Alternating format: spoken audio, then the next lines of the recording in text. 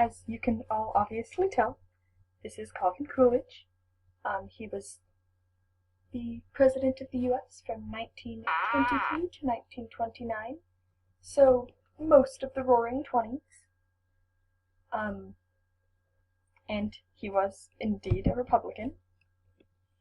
So Coolidge had kind of a normal life. He was born to some shopkeeper, got decent grades in school, just lived a standard American life.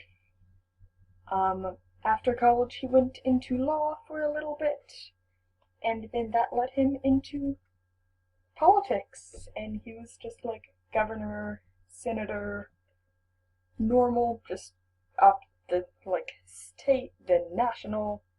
Just he had the epitome of a normal life until he was president. Even though he's known as Silent Cal, he was very good at speaking. He could express ideas with not using very many words. And he had a lot of witty sayings he would come up with that really helped him out in politics.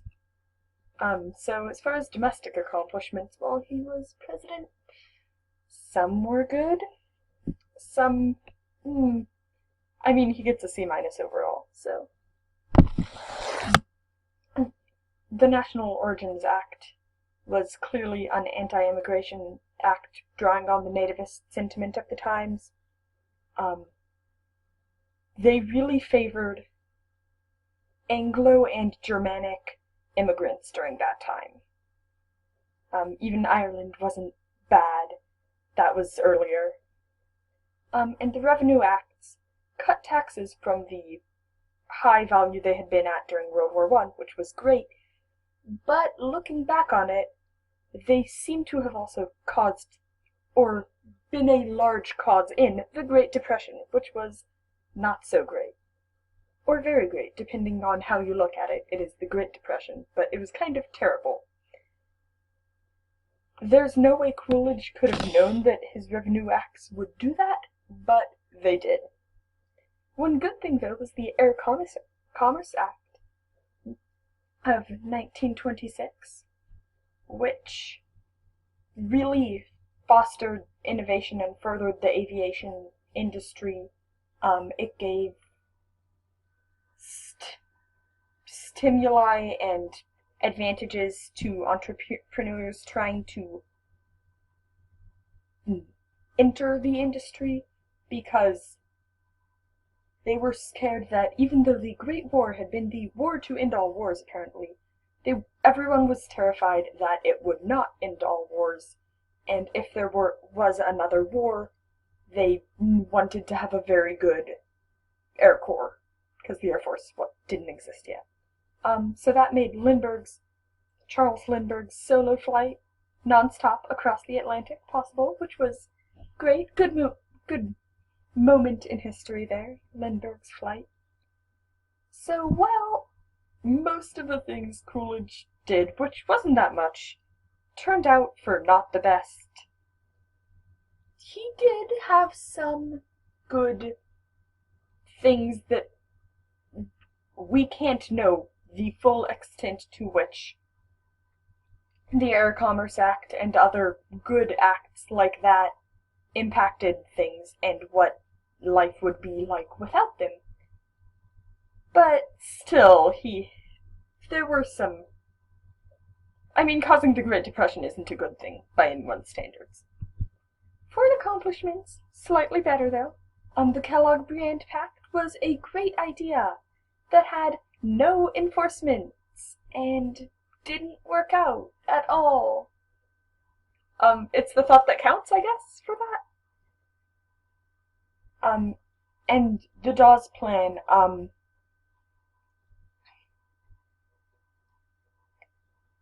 was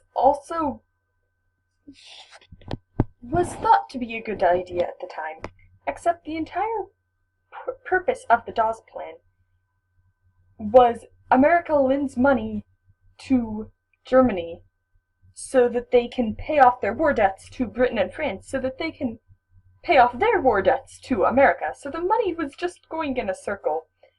And it also led to the Great Depression, and the Depression in Germany led to Hitler's rise to power, which led to World War II.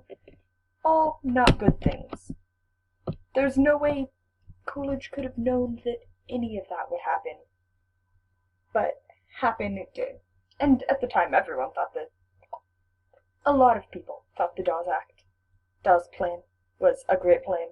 It just would have been better if they had liquidated all the debts. Though Coolidge did expand U.S. foreign commercial interactions, he actually recognized China as a country. For the first time after like the open door policy and stuff, where the various European countries had been trying to split up China into their spheres of influence, Coolidge actually recognized China as its own country. So that was good.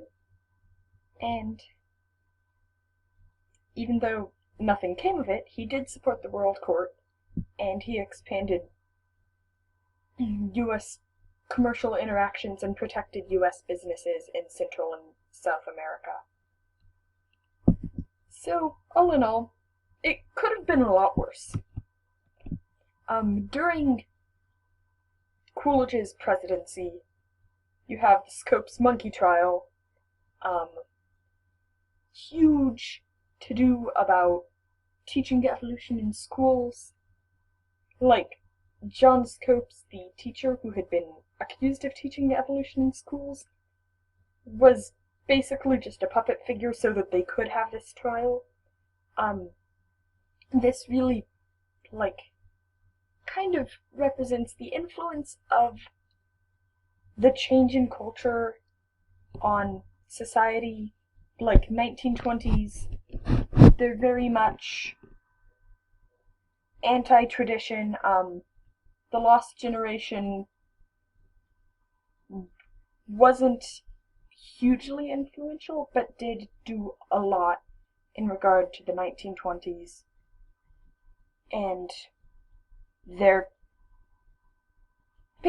were all so disillusioned after World War II that they tried to avoid God, so they went to evolution and stuff instead, and the Scopes monkey trial was seen as a huge victory for evolutionary thinking.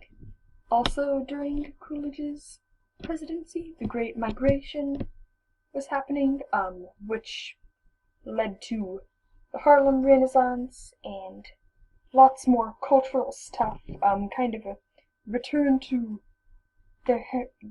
heritage for African Americans.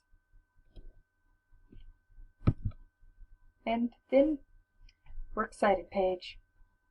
I still say they're kind of overrated, but oh well, here it is.